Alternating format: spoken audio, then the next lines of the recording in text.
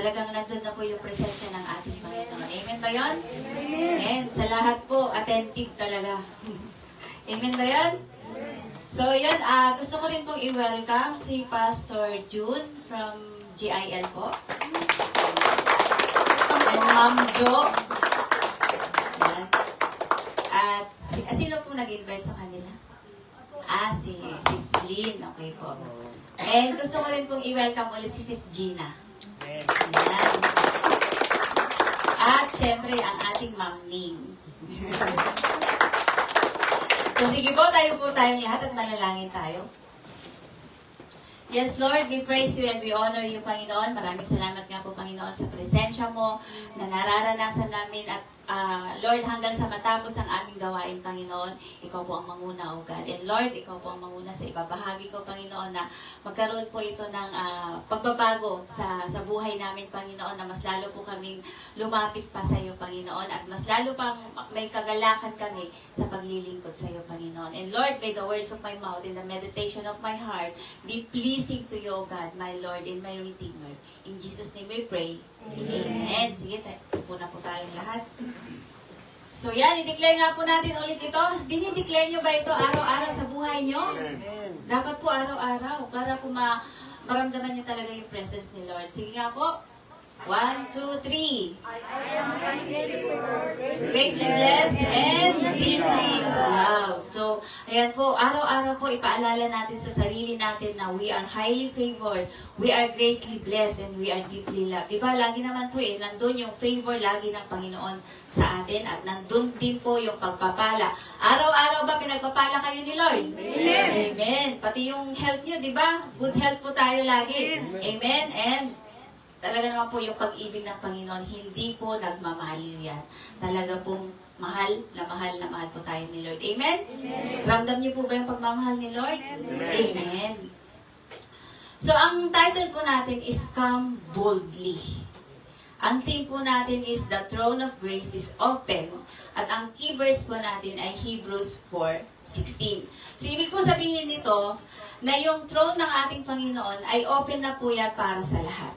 Ano man po yung pinagdadaanan mo, ano man po yung pinoproblema mo ngayon, alam po yan ng ating Panginoon. And ang question po dito is, lumalapit ba kayo sa ating Panginoon? Amen.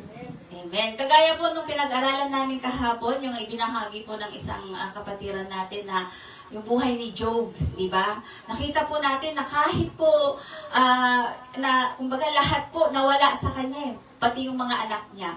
Pero, lumalapit pa rin siya kay Lord. Lumapit pa rin siya sa Panginoon. At alam niyo po kung anong nangyari? Ibinalik pa rin po ng Panginoon lahat-lahat. Di po ba? So, naniniwala po ba kayo na God can restore everything na nawala sa inyo? Amen. Amen. So, dapat po maniwala tayo. Kasi kung hindi po tayo naniniwala at kung nagda-doubt po tayo, di syempre hindi po natin matatanggap ulit. Di po ba? So, ayan. So, napakaganda po ng pag-uusapan natin kasi lahat, reminder po ito sa atin na lumapit tayo sa Panginoon ng may katapangan. Boldly kasi is yung katapangan, yung ibig niya sabihin sa Tagalog, di po ba? So, come boldly to the throne of grace. Lumalapit ba tayo araw-araw? O kapag ka may problema ka na, minsan nakakalimutan mo si Lord. Diba? Nagdudwell tayo sa sarili nating kakayahan na which is not hindi dapat. Mas lalo pa tayong lumapit kay Lord. Mas lalo na kapag may pinagdadaanan ka. Amen ba yun? Amen. Amen. So yan. So basahin nga po natin yan. Let us therefore come boldly to the throne of grace that we may obtain mercy and find grace to help in time of need. Diba? Hebrews 4:16. So, yan po yung yung command sa atin na lumapit tayo sa Panginoon ng may katapangan. Diba? Sa throne of grace, sabi niya, so that we may obtain mercy and find grace to help in time of need. So, alam niyo po, anuhin po natin to, pag-aralan po natin ito. Kung ano po ba talaga ang gusto niyang sabihin, ang ibig sabihin nito para sa atin. So, introduction po, the invitation to come boldly. Di po ba, ini-invite po talaga tayo na lumapit sa ating Panginoon. We all go through moments of weakness, failure, and deep need. But, instead of running away from God, alam niyo po, dito po sa Hebrews sabi niya, but instead of running away from God, invites us to run toward Him. Ito pong Hebrews 4:16 ay iniimbitahan po tayo na lumapit sa ating Panginoon. Huwag po nating sarilinin yung mga pinagdadaanan po natin kasi alam na alam po yan ng Panginoon. Paglapit mo pa lang po sa Kanya, alam na niya kung ano yung pinagdadaanan mo. To come boldly to His throne, not of judgment, but of grace. Diba? Tama po? Yun po yung tingnan natin dito, na because of the grace of God, di po ba nakakalapit na tayo boldly sa ating Panginoon? Ngayon, kung hindi nyo po gagawin na lumapit kay Lord, choice nyo po yan. Diba? Kasi hindi naman tayo ginawang robot ni Lord na di susi, na pipindutin niya na lumapit ka sa akin, lumapit ka sa akin. Eh, wala na pong free choice pag ganun, di po ba? So, the writer of Hebrews invites us not just to come, but to come boldly. Kumbaga, without fear, without hesitation or shame. Diba? Dapat po, lumalapit ka sa Panginoon dahil alam mong mahal ka niya. Dahil alam mong siya ang kasagutan sa mga problema mo. Diba?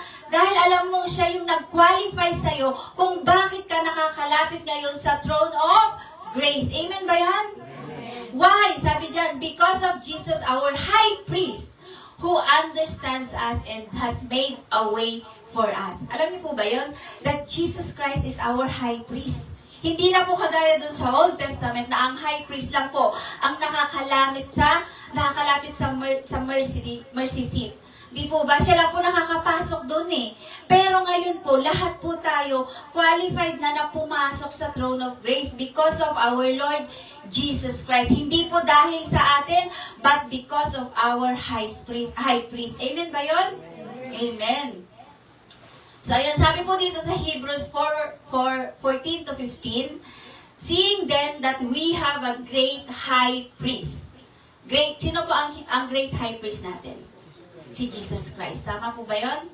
Amen. Si Jesus Christ, who has passed through the heavens, Jesus, the Son of God. So, nakarating na po ang ating Panginoong Jesus sa langit, di ba? Pero galing din po siya doon. Bumalik na lang po siya, di ba? Amen ba yun? Ayan. So, sabi po dyan, let us hold fast our confession. Ito po yung pinaniniwalaan natin ng ating Panginoong Jesus, siyang ating great high priest. Di po ba? For we do not have a high priest who cannot sympathize with our weakness, but was in all points tempted as we are, yet without sin. So ano pong ibig sabihin nito? Magalak po tayo ngayon na sa kanang kamay ng ating Ama ay mayroon tayong representative. And who is that? Si Jesus Christ. Tama? Siya po ay nagkatawang tao para sa ating lahat. Para po alam niya kung ano yung mga pinagdadaanan natin. Alam niyo po yung sabi diyan, a great high priest who cannot sympathize. Ibig pong sabihin nito, we have a great high priest na alam niya po kung ano yung nararanasan natin. Kung ano yung eksaktong nararanasan mo ngayon, alam ng ating Panginoon Jesus. Amen ba yun? Kasi po, ang nakalagay po dyan, ang sabi po dyan, but was in all points. Ibig pong sabihin, tempted as we are. Ibig sabihin po nito, naranasan niya lahat. Kahit po tayo, yung mga nararanasan natin, naranasan lahat yan ng ating Panginoon. Pero hindi po lahat ng naranasan ni Jesus Christ ay naranasan natin. Amen ba yun? Naranasan ba natin maipako sa krus? O hindi, di ba? Pero yun, naranasan lahat yun ng ating Panginoon. Para sa kanino? Para sa atin. Di ba? So, alam niyo yun, sabi ko nga, napakabuti ng Panginoon kasi dahil sa ginawa niya, once for all, di po ba, nagkaroon po tayo ng access para makalapit sa throne of grace ng ating Panginoong Diyos Ama. Amen ba yun? Diba? Napaka po kapag po pinag-aralan natin yung salita ng Panginoon, mas lalo na po yung mga nag-aaral dito ng Book of Hebrews, alam po natin yan, na talagang ang salita ni Lord, may meaning po talaga eh. Kapag po pinag-aralan talaga natin. Sometimes po nakakaramdam tayo ng pag-iisa. Di ba nakakaramdam tayo na, bakit ganun, Lord? Parang sinisisi natin si Lord, bakit gano'n na ang dami kong nararanasan, bakit nagkasakit ako, bakit wala akong pera, bakit wala akong trabaho, di ba? Alam niyo po, alam ni Lord ang nararamdaman ninyo. Amen ba yun? Hindi po tayo makakapagtago kay Lord. Tama? Paglapit mo lang sa Kanya, pagbuka pa lang ng bibig mo, alam na ni Lord ang sasabihin mo. Amen ba yun? Diba? So, wala po tayong maitatago. So, saan tayo lalapit boldly? Kanino? Sa ating Diyos. Di po ba? So, tinukso po siya sa lahat ng kapamaraanan. Tinukso po siya, lahat po naranasan niya. Pero, hindi siya nagkasala kahit kailan. Amen? Amen. So, alam niyo po ang ating Panginoong Jesus, perfect lamb na nai-offer para sa ating lahat. Amen? Amen. So, di ba? Alam niyo po, wala pong pagsubok, walang kahirapan na hindi alam ng Panginoon na nararanasan natin. Lahat po yan, alam niya. Sa Psalms 139, matatandaan po natin na kahit saan ka pumunta, kahit saan ka magtago, kahit sa kamatayan, kahit saan pang lupalop ng mundo, alam pa rin ng Panginoon kung nasaan ka at ang nararamdaman mo ay alam pa rin niya. Tama? Amen. So be highly aware that God is with you. Di ba? Be highly aware na mahal ka niya. Be highly aware na you are blessed because of Jesus Christ. Amen? Amen. Amen. So yan, life application po natin. When you're broken, weak, or ashamed, that's exactly the time to come. Don't wait until you get better. Come as you are. Ano yung come as you are? Hindi po kailangan mag-pretend ka kay Lord. Kasi alam po niya kung ano yung nararanasan mo. Lumapit ka sa Kanya ng kung sino ka. Kung ano yung problema mo, sabihin mo sa Panginoon. Kung gusto mong umiyak kay Lord, iiyak mo lahat. Di ba, wag po tayong magtira. Ibigay po natin lahat sa ating Panginoon. Sabihin po natin lahat sa Kanya. Minsan kasi sinasabi natin, Lord, kaya ko pa to kaya hindi ko po na ibibigay to. Lord, pwede ko pang isolve to Diba? Pero ibigay po natin lahat sa Kanya. Sabi diyan, don't wait until you get better. Kasi minsan pag okay ka na, tsaka ka na lang lalapit kay Lord. Diba? Pero dapat hindi po ganon. Ang gawin po natin lagi is to come boldly to the Lord every day. Hindi lang po every day, every moment, every second. Kasi we can pray naman kahit saan po tayo We can call upon the Lord kahit nasaan ka pa. Kahit nasa trono ka pa. Tama? Sino? Totoo, di ba? Na kahit nasaan tayo, andyan ang ating Panginoon. Come as you are. Alam niyo po yung mga Pharisees, hate po yun ni Lord Kasi bakit? Lagi silang nagpipretend. Diba? Pretentious po sila. At ayaw po ng Panginoon na nagpipretend tayo na okay tayo kahit hindi tayo okay. Tama? Sabi ko nga sa inyo tama So sabi po dyan, there is therefore now no condemnation to those who are in Christ Jesus. So, alam niyo po tayo that nasa Panginoong Jesus na po. Diba? We are in Christ Jesus. Ibig pong sabihin, wala na pong condemnation sa atin. Kasi nga po, tinapos na yan lahat ng ating Panginoon. But syempre, lahat po ng tumanggap sa ating Panginoong Jesus. Kasi hindi naman po lahat tumanggap Di po ba? At hindi rin lahat may relationship sa ating Panginoon. And kailangan po talaga, alam niyo, yung relationship natin kay Lord. Ano ba ang relasyon na mayroon tayo sa Panginoon?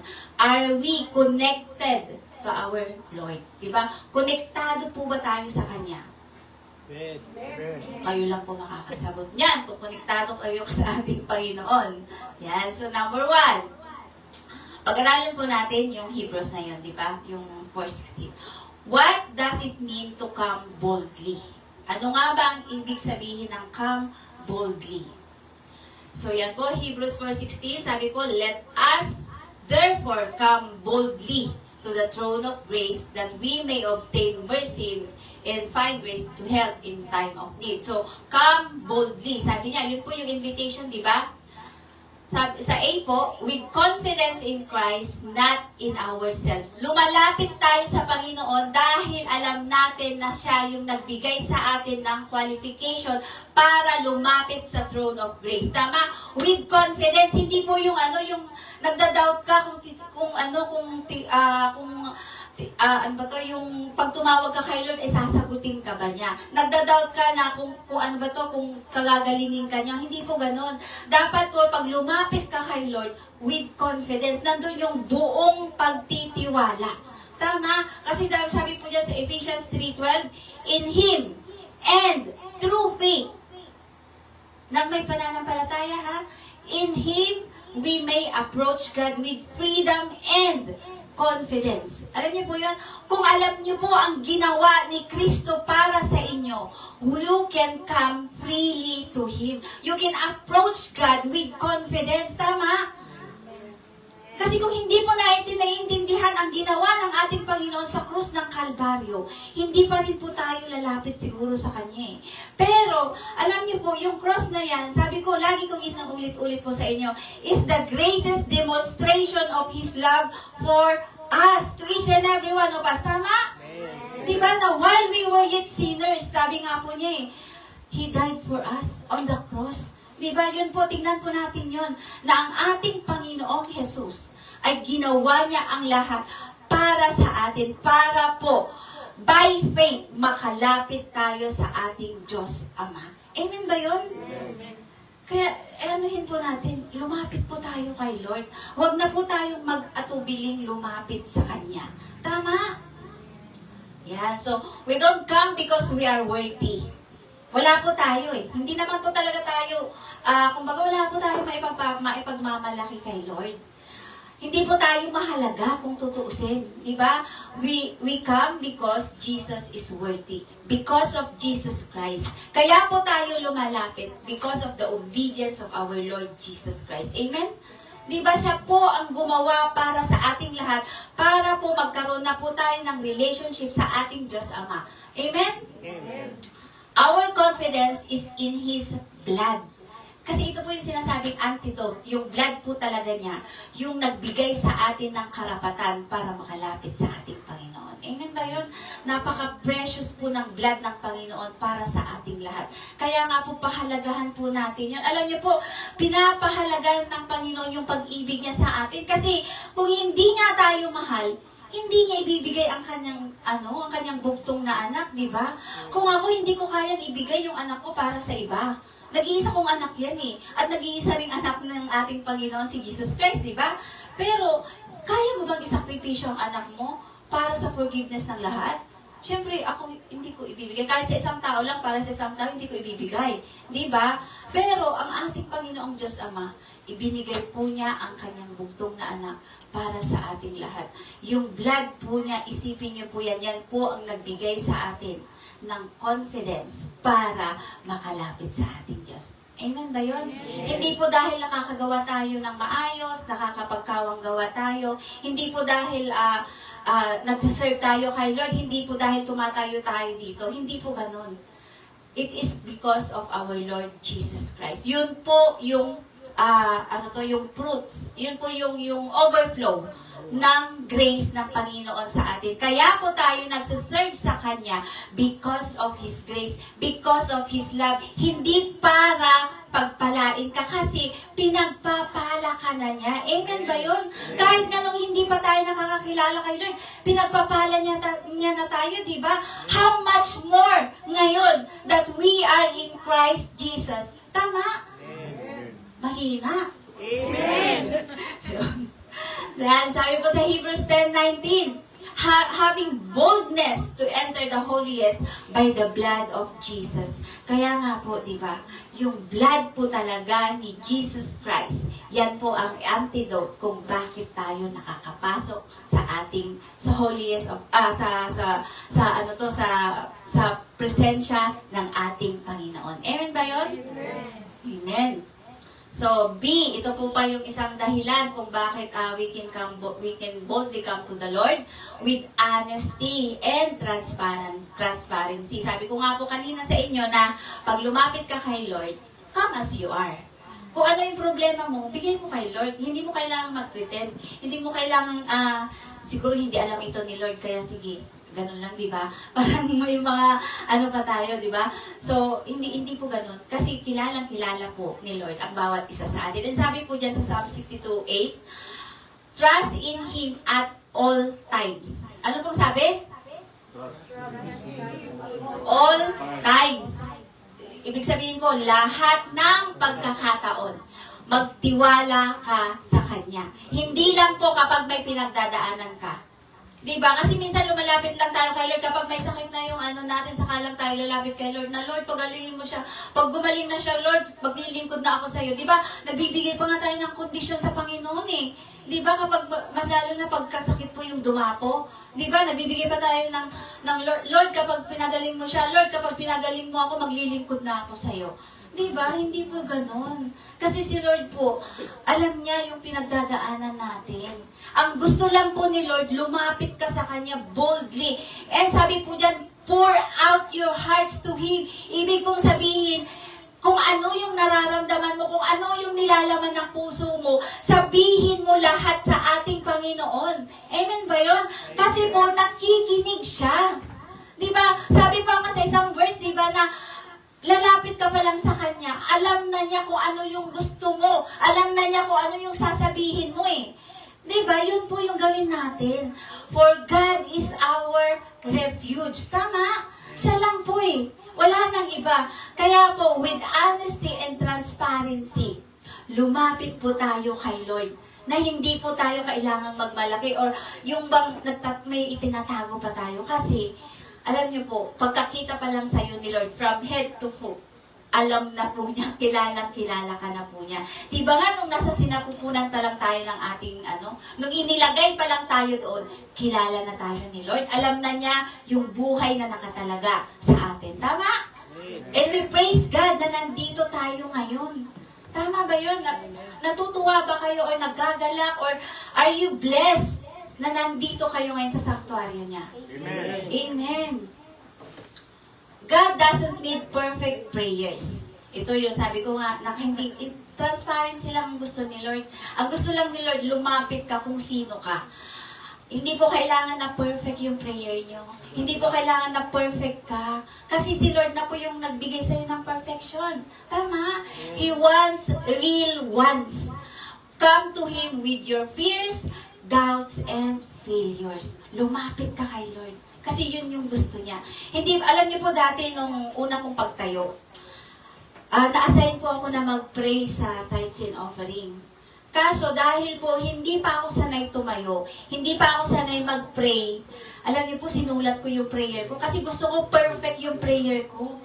Gusto ko hindi ako magkamali kasi iniisip ko baka pag nandito na ako, mag-black out ako. Hindi ko na alam kung yung sasabihin ko. Kasi at least, pag nagbinasa ko, andun talaga. Hindi mo makakalimutan kasi binabasa mo eh. Pero alam niyo po, I come to realize na wala siyang parang wala lang.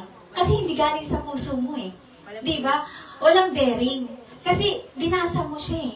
Diba? Mas maganda kasi ang ibig sabihin kasi nun, nagre-rely ka sa sarili mong kakayahan.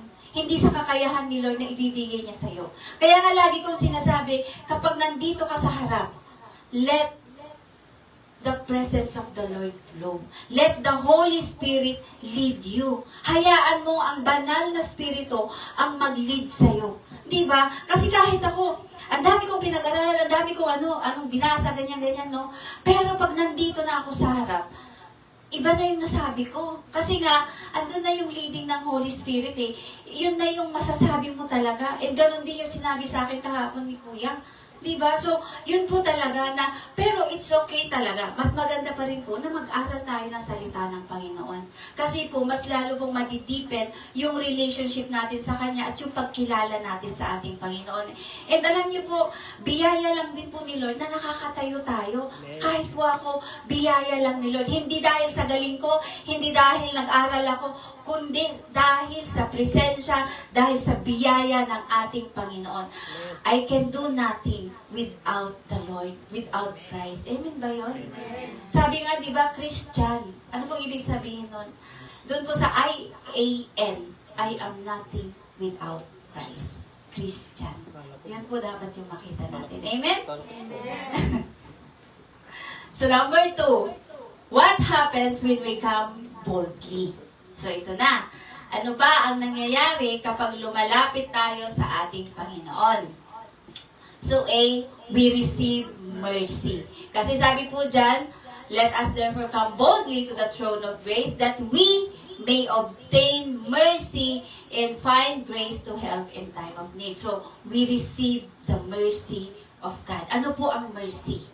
Mercy is God withholding what we deserve. Alam niyo, deserve po natin mapunish. Deserve po natin na sa mga nagagawa natin. Di ba, deserve po natin na na hindi na pagpalain ni Lord. Deserve po natin na hindi na pagalingin ni Lord. Deserve po natin na hindi na magsuportahan ng Panginoon, yung kawalan, di ba? Pero po, hindi po yung ginawa ng Panginoon. Diba? Kundi nandun pa rin po yung habag niya sa atin. Andun pa rin po yung awa niya sa atin. Amen ba yun? Dahil mahal niya po tayo. When we sin, God meets us with mercy, not punishment. Hindi po punishment. Because, bakit? Because Jesus took our punishment. Amen ba yun? Palakpakan nga po natin si Lord. Diba? Alam niyo po, si Jesus Christ lang po lahat ang nagbigay sa atin.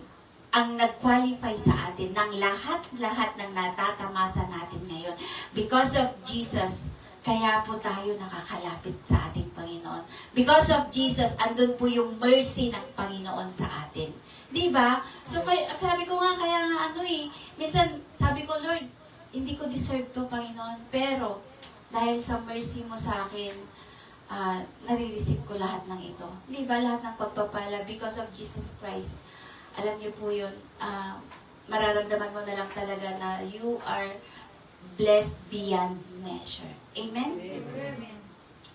B, we find grace to help. Yan. So, and find grace to help in time of need. So, sino po ang tumutulong sa atin? Sino po ang nagbibigay sa atin ng tulong, ng kasagutan sa mga pinagdadaanan natin? Okay, si Jesus Christ. Isa lang yung sumagot. Kaya si Sano lang ang nakaka-receive pala ng tulong mula sa ating Panginoon. Sana ko aramuin. Di ba? Sana ko sadyang.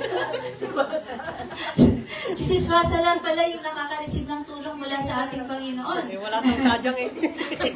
Kasi wala siyang sadyang gift daw. Pero alam niyo po, yung mga sadyang din po natin, ano po yan? Kumbaga, sila po yung ginagamit ng ating Panginoon para pagpalain tayo. Amen ba yun? At alam po nating lahat ang nagbigay ng skill natin, ang nagbigay sa atin ng kalakasan para makapagtrabaho ay ang ating Panginoon pa din. Amen? Amen. Yan. So, grace, ito naman, pag-usapan po natin yung grace. Grace is unmerited favor. Unmerited favor na binibigay sa atin ni Lord. That produces divine empowerment or divine enablement. Diba? When we are weak, God's grace strengthens us. Ang grace po kasi, ito yung nagsusupply sa atin para makaya natin, para magawa natin yung mga hindi natin kaya. Amen ba yun? Amen. Ano po ba yung isa pang meaning? Grace is unmerited favor, unearned favor na binibigay sa atin. Hindi natin kailangan i-earn kundi nandyan, ibinibigay sa atin ng Panginoon. Gift yan ng ating Panginoon sa atin. Ngayon, dapat po, maintindihan natin yun. Ito po, di ba, sabi niya, that produces divine empowerment. Kaya po natin nakakaya lahat. Yung mga pagsubok na nararanasan natin dahil sa biyaya ng Panginoon na binibigay niya sa atin. Di ba, kung kailangan mo ng grace, andyan si Lord. Kung kailangan mo ng grace na maging malakas ka, andyan si Lord, palalakasin ka niya. Kung gusto mo ng kagalingan, andyan pa rin si Lord, di ba? Pero lumalapit pa kayo sa Kanya. Amen. Amen. Ayun, ang lakasan ng amen ni Sister Martina. Amen. Yan. So, sabi po sa 2 Corinthians, alam niyo po si Apostle Paul, ang dami po niyang naranasan. Pero ano po ang sabi ni Apostle Paul? Kahit na nandun pa siya sa prison, kahit na muntik na siyang malunod, kahit na yung mga pinagdaanan niya, grabe po. Alam niyo po, anong sabi niya? My grace is sufficient for you. Sabi ng Panginoon sa kanya, for my power is made perfect in weakness. Tama. Kaya nga po si Apostle Paul, alam niyo po, isa rin po siya na perfect example sa atin na ang dami niya pong naranasan. Ang dami pong paghihirap na naranasan niya, pero kanino siya nakatingin? sa ating Panginoong Jesus lamang. Siya lang po talaga yung tinitignan ni Apostle Paul. Alam niyo po, kung tutusin, hindi rin po siya qualified, di ba? Kasi nga po, pinapapatay nga po niya yung mga dating, yung mga early Christians, di po ba? Napag-aralan po natin doon, yung mga nag-aral po dito. Di ba? Pero, alam niyo po, ang kagandahan noon, si Lord po ang nagbigay sa kanya ng qualification, na-qualify po siya because of our Lord Jesus. Kaya nga po, ang lagi niyang ipinagmamalaki ay si Kristo lamang at ang ginawa ni Kristo sa krus ng Kalbaryo. Amen ba yun? So, ganun din po tayo. Instead na magchichismis tayo ng kung ano-ano, anong i-chismis natin? Yung salita ng Panginoon. Tama? Wag na po tayo magmarites ng mga ibang tao. Diyan, ang imarites po natin ay ang salita ng Panginoon. Maging pagpapala po tayo sa iba. Amen ba yun? Kasi yun po yung gusto ni Lord eh. Kaya po niya tayo pinagpapala para maging pagpapala din po tayo sa ating mga kapwa. Amen? Amen. Amen. Yan. So, life application. Are you in a time of need? So, ngayon po, alam ko may mga pinagdadaanan kayo. Meron ba? Wala. Asawa. Diba? Are you in a time of need? Sabi dyan, di ba? Struggling with sin? Depression? Nadidepress ka ba? Meron ka bang mga doubts? Meron ka bang mga kinakatakutan? Di ba? Ano po sagot? Come boldly. God will meet you with strength, peace, and help. Alam niyo po yung peace na yan, dapat yan po talaga yung natin eh. Na laging dapat nandun yung kapayapaan na nanggagaling sa ating Panginoon. Alam niyo po, yung bang kahit na nadidepress ka, lumapit ka pa rin kay Lord. Kahit na gustong-gusto mo nang umiyak, Lord, hindi ko na kaya, lapit ka pa rin kay Lord. Alam mo, mahal ka niya eh. Di ba? Gusto ka niyang yakapin. Nag-aantay lang siya sa'yo para lumapit ka sa kanya.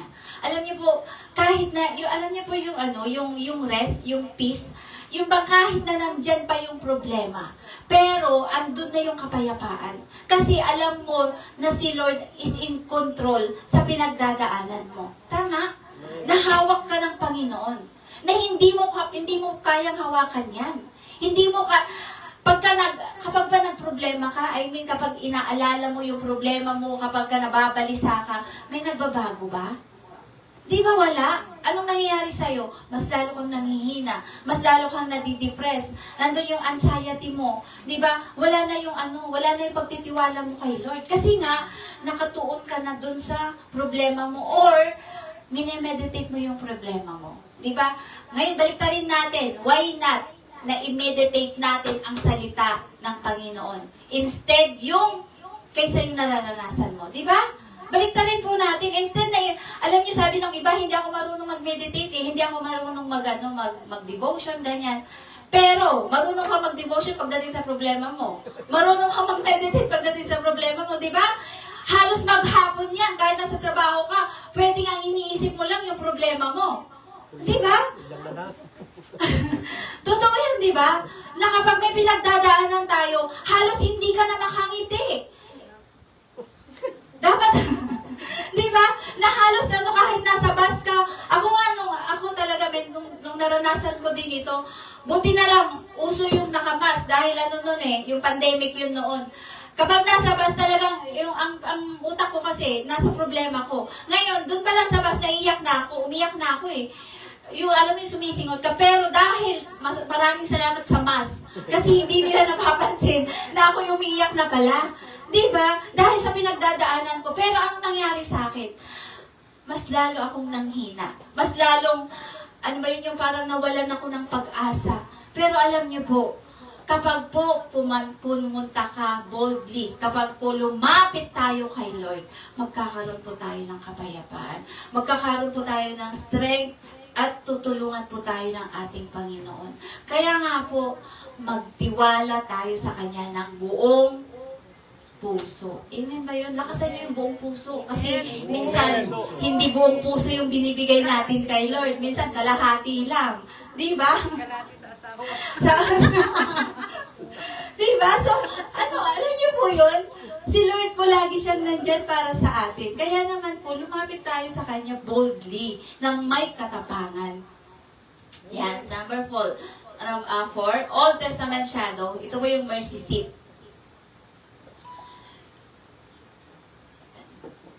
Yan, so sabi po dun sa Exodus, hindi po yan buo. You shall put the mercy seat on top of the ark, and there I will meet with you. And I will speak with you from above the mercy seat. So dito po, sa mercy seat na to, ang nakakapasok lang po dyan, ang high priest lang. Diba? So, walang access yung mga tao, yung mga Israelita noon, wala silang access. Kundi, yung high priest lang po. Siya lang po yung pwedeng pumasok doon, siya lang po yung may karapatan na pumunta doon para makipag-usap sa ating Panginoon. Diba? So, kung titignan natin dito, may distance. Diba? May distance kasi hindi lahat pwedeng pumasok eh. Yung lang pare ang pwedeng pumasok doon.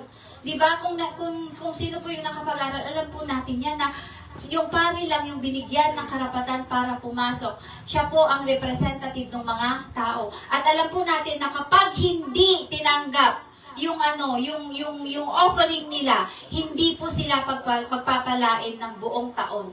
'Di ba? So yun po yung noon eh. Pero ngayon po hindi na ganon. 'Di ba? Amen ba 'yon? Amen. Yan, tindihan po natin. In the Old Covenant, the high priest, may bisita tayo. Annyeonghaseyo.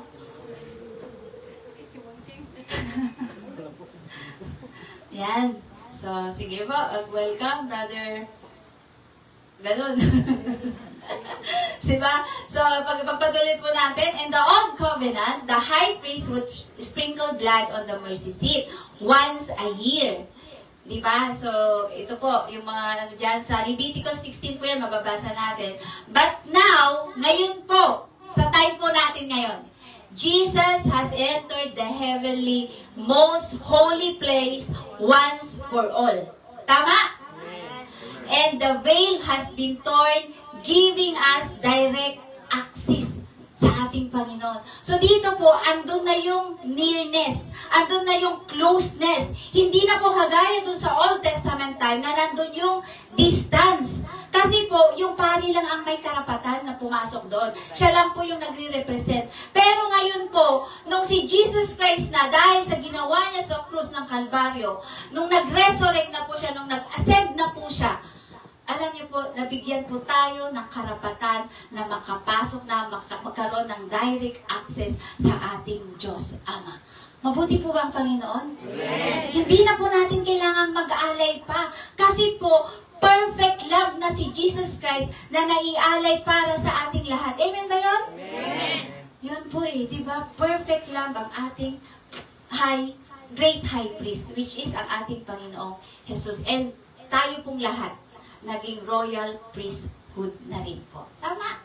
Kaya po tayo nakakalapit na eh sa ating Panginoon dahil lang po sa ating Panginoong Jesus. Alam niyo po, hindi tayo makakalapit kung wala ang banal na dugo ng ating Panginoong Jesus. Tama? Amen. Yan. So, alam niyo po noon, pagka hindi tinanggap ng ating Panginoon yung in-offer nila, buong taon po yan, hindi sila pagpapalain. Pababayaan po sila ng Panginoon. Pero ngayon po, hindi na po ganun ngayon. Kasi si Lord na, I will rescue you, I will protect you, I will deliver you. Si Lord na po lahat yung gagawa para sa atin. Tama? Amen. Oh, yun. Amen talaga yun. Diba? So sa Hebrews 9:12, sabi po dyan, not with the blood of goats and calves, but with His own blood, He entered the most holy place once for all. Naulit po ba? Once lang, di po ba? So, ibig sabihin, hindi na mauulit pang muli. Di ba? Kaya nga po tayo ngayon, hindi na po na tayo nag-aalay ng mga, mga tupa, hindi na po tayo nag-aalay ng mga ibon, ng mga bulls, kasi saan po tayo kukuha nun? At ang gusto po ni Lord, hindi yung patay. Ang gusto niya yung buhay. I-check pa yan. Kung wala siyang blemish, kung wala siyang sugat. Alam niyo po, hindi ka pwedeng maialay sa Panginoon kapag mayroon kang defect sa katawan. Diba? So tayo po, Pwede po ba tayong ialay? Hindi. Kapag ikaw ay hindi nakakarinig, hindi ka pwedeng ialay. Di ba? Kapag ikaw ay may sugat-sugat sa atin, hindi ka pwedeng ialay. Di ba? Dapat without blemish po talaga. Pero, alam niyo po, ang naialay sa atin, which is the Lamb of God who takes away the sin of the world. Sino po? Ang ating Panginoong Jesus. Perfect, without blemish. Amen ba yun? Diba? So, once for all, hindi na po mauulit talaga yan. Diba? But with His own blood, He entered the most holy place. Diba? Amen ba yun? Amen. Having obtained eternal redemption. Kaya nga po, yung eternal redemption, lahat po tayo tinubos ng ating Panginoon mula sa kasalanan. Amen? Hindi lang po niya tinubos tayo pinagpapala pa niya tayo hanggang ngayon. Amen? Amen. Sabi po dun sa Matthew 27:51, sinasabi ko po to sabi ko nga po sa inyo na we can come boldly to the Lord. Kasi yan po yung patunay. Then behold, the veil of the temple was torn into from top to bottom, and the earth quaked and the rocks were split. Ito po nung si Jesus Christ, di po ba? Nung doon sa krus, di ba?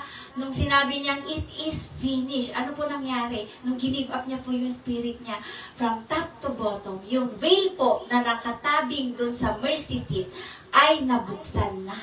At ang ibig kong sabihin nun, makakalapit na po tayo boldly sa ating Panginoong Diyos Ama. Amen ba yan? Amen. Palakpakan po natin ang kabutihan ng ating Panginoon.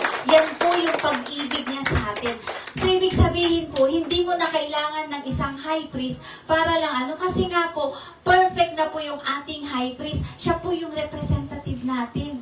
Amen ba yun? Because of our Lord Jesus Christ. Kaya nga po, wala po talaga tayong maipagmamalaki. Kahit pag gumawa ka ng mabuti dyan, kung hindi mo alam ang ginawa ng Panginoon sa'yo, useless po yun.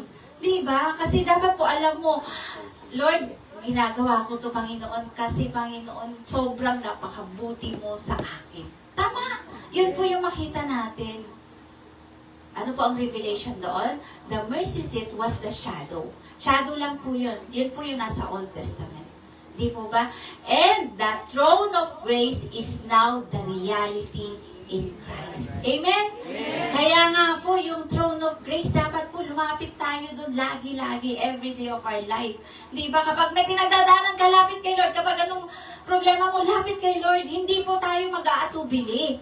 Di ba? Kasi minsan sinasabi natin, baka hindi ako tulungan ni Lord kasi may ginagawa ako. Baka hindi ako tulungan ni Lord kasi uminom ako kahapon baka hindi ako tulungan ni Lord kasi nanigarilyo ako kanina Di ba? Pag may mga ganun po kayo, hindi talaga kayo makakalapit kay Lord. Pero, kapag tinignan mo yung kabutihan, yung pag-ibig ng Panginoon sa'yo, lalapit at lalapit ka sa Kanya. Amen ba yun? Kahit ano pa yung nararamdaman mo, lapit ka pa rin kay Lord.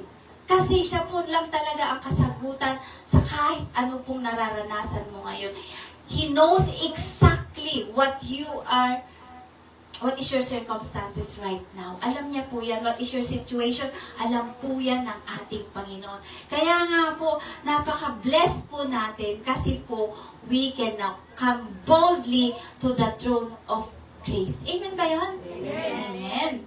So, yan, di ba? Let us therefore come boldly to the throne of grace. So, naintindihan niyo po, isang verse lang po yan, yung pinag-aralan po natin, pero napaka-rich po niya talaga. Amen ba yun? Amen.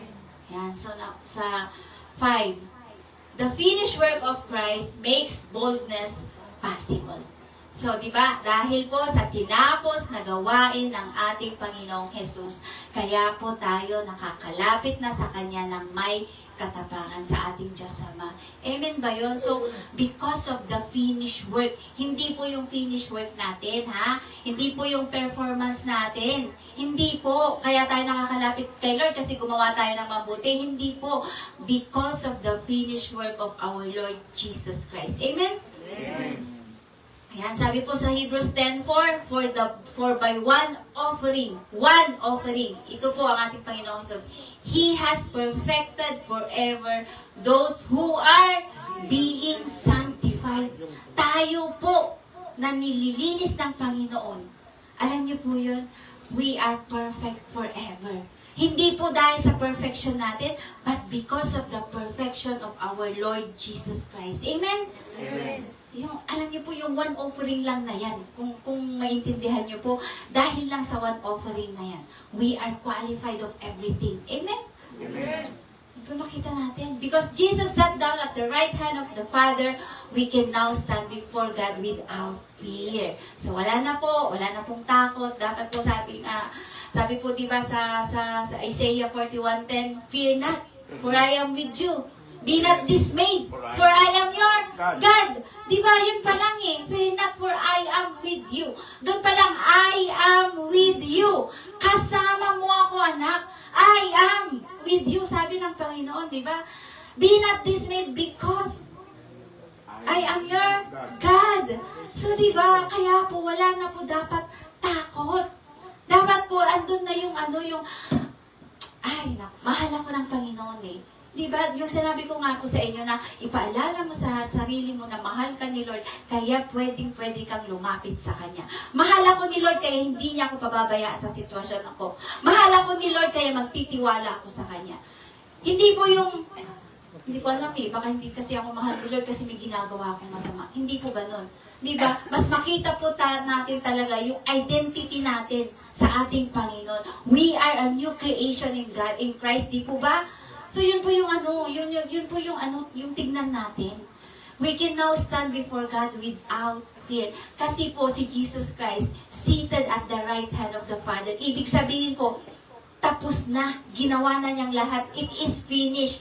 Alam niyo po yun, kasi yung mga priest po ng Old Testament time, wala pong upo-upo doon. At doon po sa loob ng Ark of the Covenant, wala pong upuan doon. Bakit po? Hindi natatapos yung kanilang gawain. Diba dahil lagi-lagi po silang nag-o-offer. Samantalang si Jesus Christ, isang beses lang siyang nai-offer, pero He's seated at the right hand of the Father. Seated together with us. Lahat po tayo. Diba kasama na napaupo doon. Kaya nga po, we have a great high priest na siya pong representative natin who qualified us for everything. Kaya matatakot ka pa ba?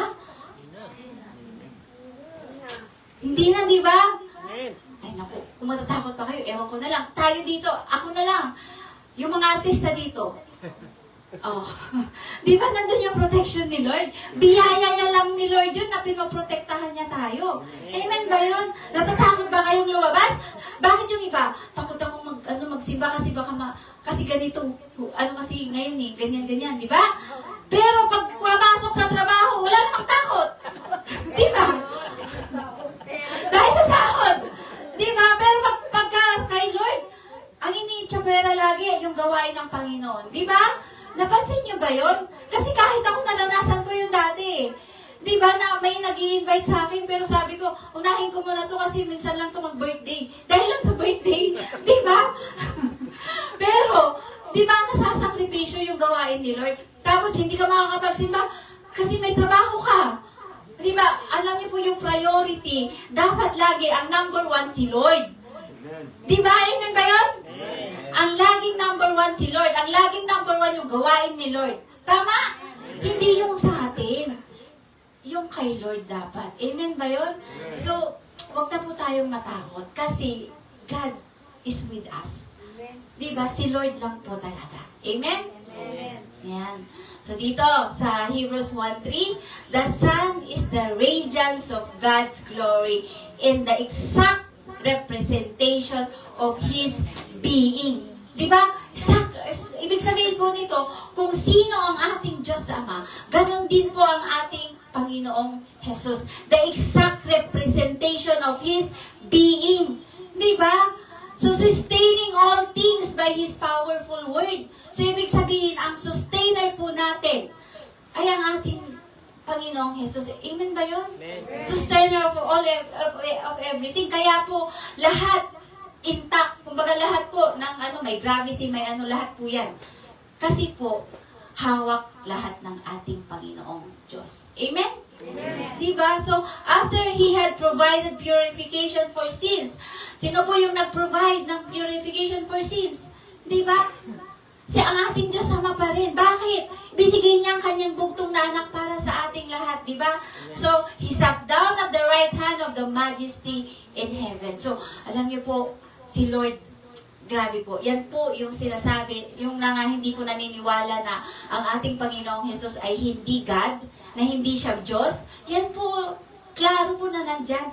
The Son is the radiance of God's glory in the exact representation. Diba? So kung ano ang ating Diyos Ama, ganun din po ang ating Panginoong Jesus. Diyos po ba siya? Amen. Amen. Diba? As He is, so are we in this world. Ito po sa 1 John 4:17. Kasi mayroon pang kadugtong yan. Sabi po dyan, if Jesus is righteous, we are righteous. Amen? Amen. Amen ba yun? Amen. Matuwid na kayo. Amen. Hindi dahil matuwid kayo sa inyong sarili gawain, but because of Jesus Christ. Because of His righteousness na tinanggap po natin. Amen? We are righteous because of Jesus Christ. If Jesus is accepted, we are accepted. Tama? Amen. Kaya nga po, nakakalapit na tayo boldly sa ating Panginoon, di ba? That's why, sabi po dyan, that's why we can come boldly to the throne of grace because of our Lord Jesus Christ. Dapat po makita natin lagi na dahil sa ating Panginoong Jesus, kaya po natin tinatamasa yung pagpapala niya ngayon. Amen ba yun? Amen. Diba? Kaya nga sabi ko, lagi sinasabi sa inyo na i-remind nyo sa sarili nyo na you are highly favored, greatly blessed, and deeply loved. Kasi yun po talaga yung binigay sa atin ng ating Panginoon. As He is, so are we in this world. Kung ano ang ating Panginoong Jesus, ganun din po tayo. Kaya nga po, nakakalapit na tayo boldly sa ating Panginoong Diyos Ama dahil we are righteous because of our Lord Jesus Christ. Kasi po, kung wala ang righteousness sa iyo ng ating Panginoong Jesus, hindi ka pa rin po makakalapit sa Kanya. Diba? Kaya nga po, napaka-importante na malaman natin that because of the righteousness of Jesus Christ na binigay sa atin, kaya po tayo nakakalapit sa Kanya. Amen? Amen. Amen. So, call to action, come now. Lalapit na ba kayo kay Lord? Amen. O lagi naman kayong lumalapit? Amen. Amen. Diba? Come to me, sabi nga ni Lord Jesus, all you are weary and burdened, and I will give you rest. Amen? Amen. So, yan pa, come boldly. And then, sabi na naman ni Jesus Christ, come to me. Come to me, anak. Punta ka sa akin. Lumapit ka sa akin. Ang dami pong invitation ng ating Panginoon para sa atin. Kaya naman po, lumapit tayo kay Lord without fear. Lumapit ka kay Lord kasi alam mong mahal ka niya. Amen? Amen. Yan. So God is not asking for performance. He's inviting you into His presence. Ang gusto ni Lord, relationship. Ayaw niya ng yung bang lalapit ka lang, pag gusto mo, pag ayaw mo, idiwag, parang gano'n. Hindi po gano'n ang relationship, di ba? Kahit sa mag-asawa naman di ba, pagka walang communication, ano mangyayari? Maghihiwalay yan. Di ba? Ganun ba? Pero pag may communication yan lagi, mas lalo pag magkalayo sila. Di ba? Dapat po, nandun lagi yung nag-uusap, di ba? So, gano'n din po sa relationship natin kay Lord. Di ba, Ma'am Ning? Dapat po, lagi tayong tumatawag sa Kanya. Amen, di ba? Don't let guilt or shame hold you back. Kapag nakagawa ka kahit ng hindi maganda, kapag nagkasala ka, the more kang lumapit sa Panginoon. Bakit? Kasi po, andyan pa rin siya para sa'yo. Di ba? Ibabangon ka pa rin niya. Amen ba yun? Siya pa rin yung tutulong sa'yo. Amen. Yun. So, conclusion po natin, a bold relationship, not religious ritual. Alam niyo po, yung religion, hindi po tayo kayang isave niyan. Kahit po may religion ka, kahit po may mga, yung traditional mga paniniwala, hindi po tayo masisave niyan. Ang makakapag po talaga sa atin, yung bold relationship natin sa ating Panginoon. Kaya naman po, kayo lang din po makakasagot kung anong relationship mayroon kayo sa ating Panginoon. If you are connected to Him, di po ba? Kung konektado po kayo lagi sa Kanya. You were never meant to live in fear of God's presence, but in the freedom of His grace. So come boldly today. Amen? Amen. Amen. So yan, declaration. Sige, tayo po tayong lahat. I-declare po natin ito. At punta na rin po dito yung yung mga worship team para po pagkatapos po ng declaration na ito is magpuri po tayo ulit sa ating Panginoon. Ayan. Sige, declare po natin ito kasi napakaganda pong i-declare natin ito sa atin. Gawin po nating panalangin ito. Hindi lang po lalabas sa bibig natin, kundi mula sa puso natin. Yung declaration po na ito. Amen? Ayan, sige po. 1, 2, 3. Sige po. Because of Jesus, I come boldly to the throne of grace. I receive mercy. I find grace. I am fully loved, fully accepted, and always welcome. So, ibig sabihin po, open na open ang throne of grace para sa ating lahat. Kaya anong ginagawa pa natin? Lapit po tayo sa Kanya. Kaya po, yung kakantahin po natin, gawin po natin itong panalangin. Ibigay po natin yung kung ano man po yung problema mo, i-cry out mo na yan sa Panginoon. Ibigay mo, kumbaga, yung presensya niya, yun dapat yung maranasan mo ngayon. Amen? Sige po, yung pupurihin.